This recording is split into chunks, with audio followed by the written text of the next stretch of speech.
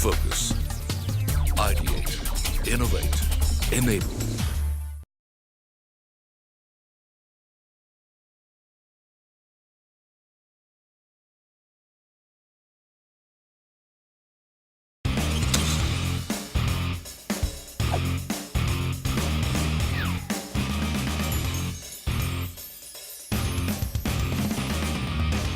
Hello and welcome to the 5th season of NSE FinWiz, powered by CNBC TV 18. I'm your host Gautam Srinivasan, and we're here to tell you everything about personal finance and wealth creation. My team and I are at Guntur in Andhra Pradesh at the agribusiness headquarters of one of India's leading consumer products manufacturer, ITC. ITC Agribusiness is one of the largest integrated agribusiness enterprises in the world, with decades of experience and a skilled employee base operating across diversified businesses. ITC Agribusiness is revolutionizing the agricultural sector in India.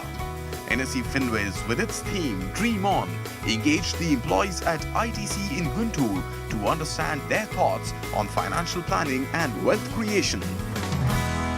Today's world is more of large disposable incomes. I started with a salary of 850 rupees. People today, with the same level that I joined, earn 18-20 lakhs. But I'm a bit concerned whether they have the habit or even the knowledge of how to invest. I think they learn from each other, which may not be the best way. And I believe that the current generation is more about here and now, spend the money, and we'll see tomorrow. So I think people need to be made aware as to why it is important to save money for the future, why it is important to start insurance right now, and how it is important to systematically build your portfolio over a period of time. Financial literacy per se means having the knowledge of having the knowledge and the wherewithal to divert your money into channels that will be of some use to you in the future. So it is basically managing your funds and having the knowledge to manage the funds in such a way that it will aid your growth as you go along with the life. Financial literacy is absolutely absent in our education system, especially if we look into the fields of engineering or say other science-based backgrounds, wherein we do not have any idea about how financial field operates or how to evaluate a company or how to value these shares. Coming new to the system where we are not taught much about financial investments in our career, so I started with banking investments as of now, and that would go for about a year and a half, and after that, see, I'd like to make an investment wherein it will give me much better returns.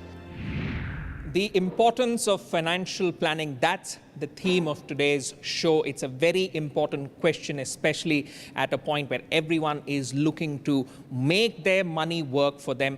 There are a lot of myths associated around with it, and we're here to debunk those myths with the experts. And let me quickly introduce you to them. Harshvardhan Rungta, Certified Financial Planner at Rungta Securities, and Mr. Pankaj Matpal, who's the MD and CEO at Optima Money Manager. So let's kick things off with the central question, the importance of financial planning. Harshvardhan, let me come to you. List to us the benefits of a proper financial plan for the audience. Well, Gautam, if you're looking at creating a financial plan, it's most essential that we think about it as an activity itself. You cannot plan for anything, or you cannot start investing unless you've made a concrete plan. So imagine a situation, you just decided that I want to go on a vacation. You step out of your house and you search for an appropriate mode of transport, which at that point you think is good enough, and then you take that mode of transport. Now, if you were going to say Hyderabad, okay, and the appropriate mode of transport for you in that situation was a bicycle, is this the right mode of transport to get to Hyderabad? Wouldn't there be a better mode of transport? Now, this could have been planned better had you thought about it in advance and booked the appropriate vehicle to go. So, if you don't make the financial plan, you'll be riding a bicycle to Hyderabad when you should be actually taking a flight, or you should be hiring a car. Mr. Matpal, coming to you. What's the pitch that you as an expert on financial planning gives to someone, say, approaches you who's new to this and who says, why should I be doing it at all? What would you say to them? First and foremost thing in financial planning is that setting up realistic goals and then making a plan to achieve it then thinking about the asset classes. Within asset class, when I say asset class means equity, debt, gold, silver, or real estate, where you should invest.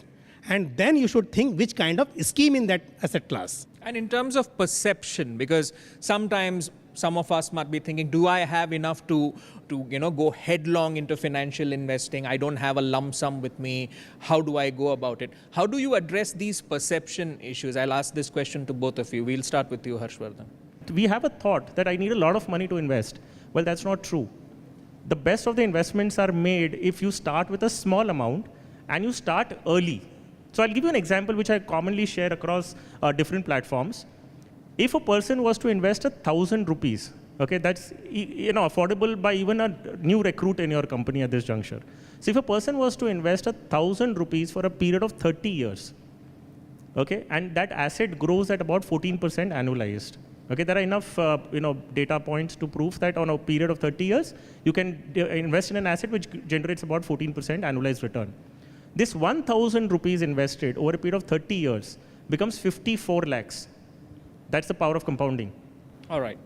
Now, before we go to the audience, I have to ask one question to Mr. Matpal, which is measuring expectations in terms of returns, because anytime you invest and you see the returns in the first year and you wonder whether this was a good idea, what would you say to people who are watching this show and who are here in terms of how to measure their expectations in terms of returns when they start their financial planning journey? If you want to accumulate bigger money, then definitely first thing is beating the inflation.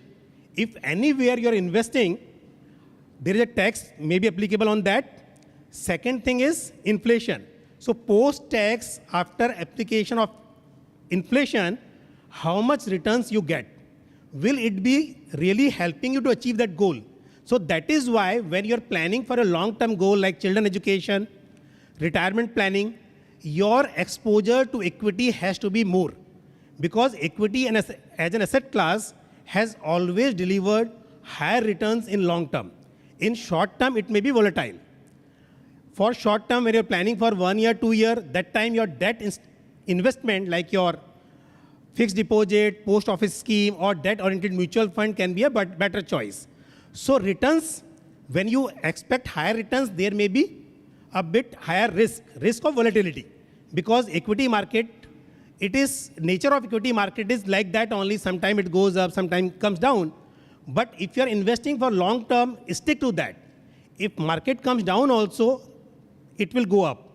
And good thing is, we'll discuss about that, investing in staggered manner. All right. On that note, we'll take a short break. We've been discussing the importance of financial planning. In the next segment, we'll be discussing goal-based investing, the importance of it. So stay tuned to CNBC TV 18.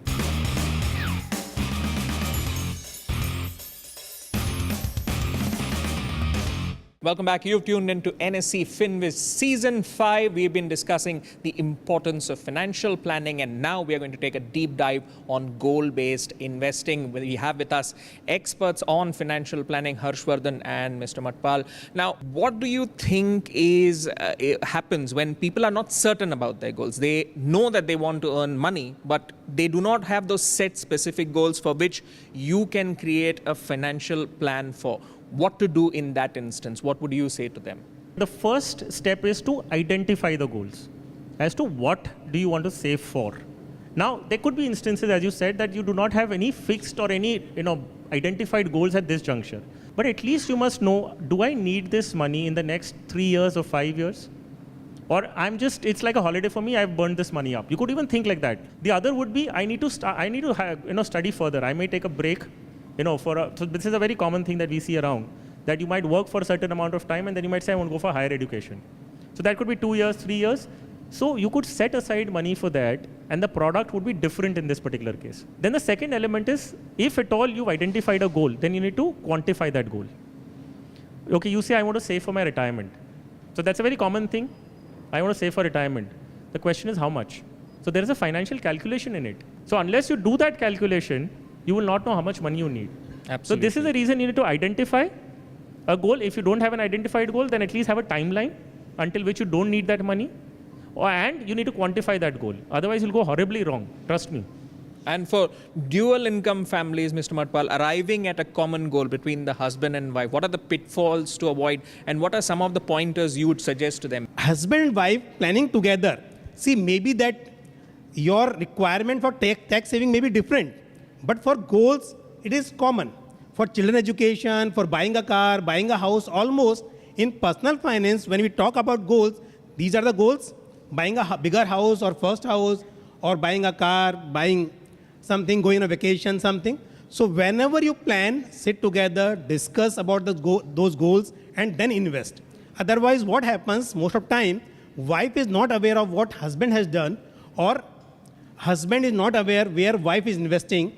They both are saving money, sacrificing their consumption, but ultimately not sure whether they'll be able to achieve their goal. That's a very important point for you to take the effort to thoroughly understand this space so that both of you, both the husband and wife can know what they are getting into and understand how the entire financial planning process works. Now, let's hear some more goals from the audience. What are their aspirations and see how financial planning can help them.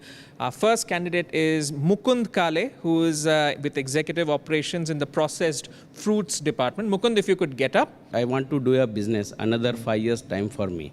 Because after that, I would achieve, I would cross my 45 years age. All right. So the amount that Mukund wants to accumulate is around 1 crore, and on a monthly basis, he can save around 25,000. His time horizon is 10 years, and he wants to start his own business. So, gentlemen, what's your advice to Mukund?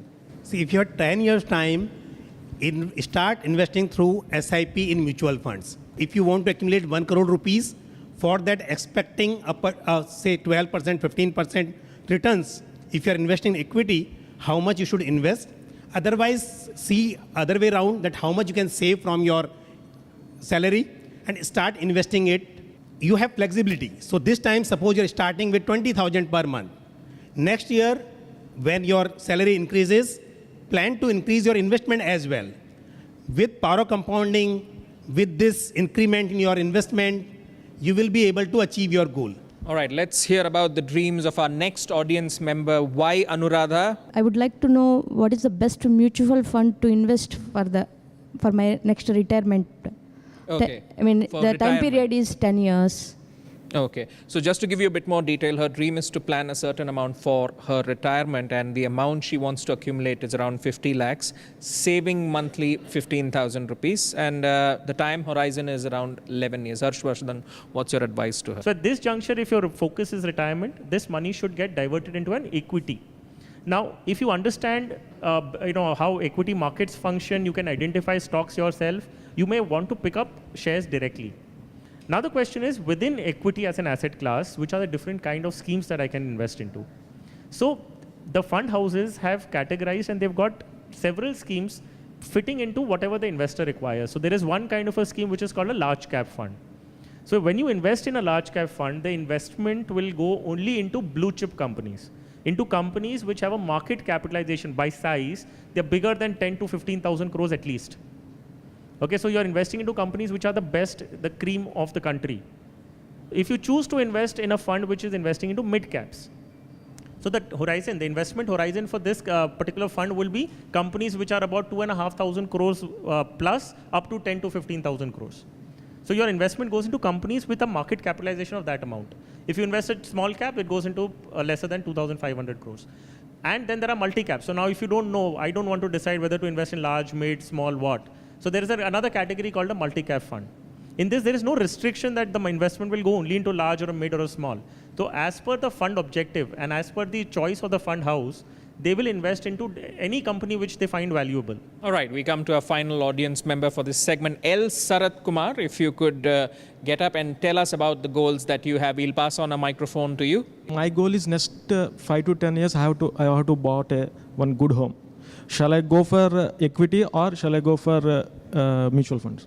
All right, to add more details to it, his dream is to acquire a home and also to educate others, which is a very noble cause. And the amount he wants to accumulate is around 40 lakhs. And on a monthly basis, he can save 15,000 rupees. And he has about a 10-year horizon. So that's the goal that Mr. Sarat Kumar has. Mr. Matpal? See, in your portfolio, equity and debt both are important. Equity gives you growth potential. Debt gives you more stability to your portfolio. So that is why right now the advice is that you should have higher allocation in equity. And second thing, because in longer term, the risk of volatility comes down. There is a lesser risk. So that is why start with equity through SIP route. That is another way, because when the market is down, you are getting more units. So that is another reason that it will minimize your risk of investing in equity. But when you are close to your goal, only 3 years, 2 years left, then start other way around. You should have higher allocation in debt and little exposure to equity. All right. On that note, we'll take another short break. We've covered the importance of financial planning and goal-based investing. In the final segment, we'll be throwing the floor open to the audience to ask the questions that they have to both our financial experts. So stay tuned to CNBC TV 18.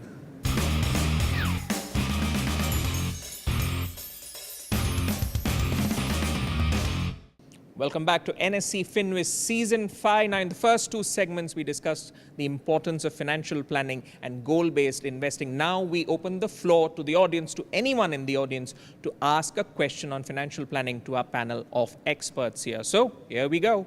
Yeah, I am Ashish Gupta. So, my question is that we all definitely agree that we have to invest and start investing as soon as possible. So the next question is, how do we go about researching for the right fund? What should be the typical methodology one should follow, being a beginner? So that is one question I have. And the second question is about the cryptocurrencies, that is the buzzword, so to say. What is your view on that and the government's stand on that? So these are the two things. All right. Researching on financial products as a beginner and, of course, the cryptocurrencies question. Harshvardhan. Well, answering your first question, there are professionals who can help you create that portfolio. So one way is to do that. If you have the knack of doing it, you can surely go online and there is information available. So to begin with, the easiest way to pick the leaders in any field. So which are the top 5 fund houses in the country in terms of the assets that they're managing. So try and pick schemes out of that. I mean, you can't go wrong really with that. So that could be one way to start off. And then you can take it at one step at a time as to why a particular scheme, what are the advantages, what has been its performance in the past. So you can go into those details. Now, answering your second question about cryptocurrencies, I would say, why would you need to invest in a product which is unregulated at this juncture? The government of India in that context has already announced that they're not recognizing this as an official currency. All right, let's go to the next question. Yes. My name is Shitanshu. What do you suggest, a mutual fund or the NPS for retirement? Comparison between NPS and mutual fund, I'll say that both act on the same principle.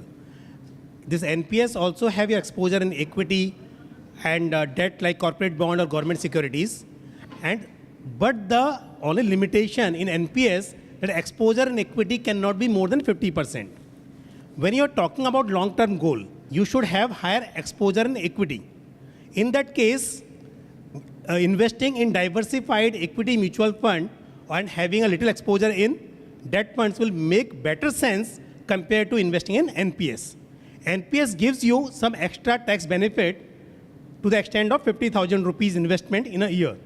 So if you want from that point of view, some 50,000 rupees you can invest in NPS, but otherwise, specifically for your retirement, your exposure should be more in mutual funds. All right, let's have the third question from you. Can we pass the mic to the gentleman, please? So my name is Manish Jha, and my question is very basic question. So what are the common mistakes which a new investor should avoid?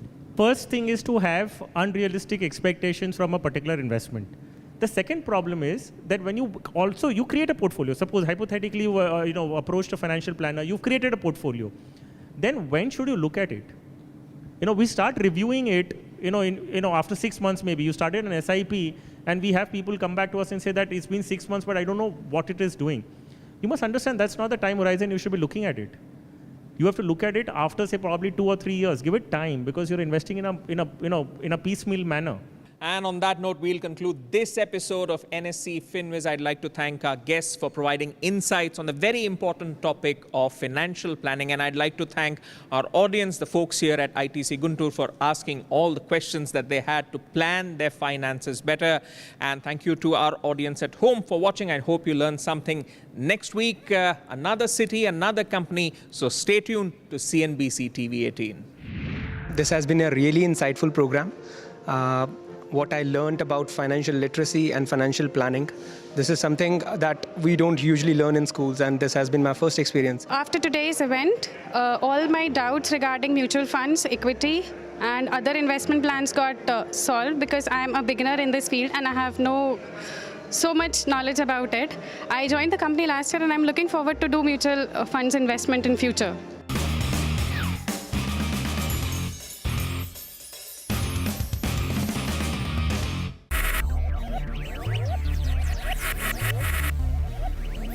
Focus. Ideate. Innovate. Enable.